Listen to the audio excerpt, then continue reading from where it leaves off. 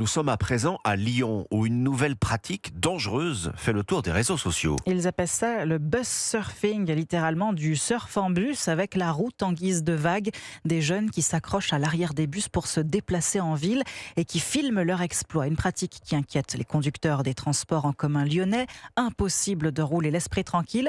Ils demandent des mesures pour enrayer ce nouveau fléau. Reportage du correspondant d'Europe 1, Jean-Luc Boujon. L'image a fait le tour des réseaux sociaux durant les vacances de Noël. 2 personnes accrochées à l'arrière d'un bus qui lui-même circule à 70 km/h, les pieds sur le rebord de la plaque d'immatriculation.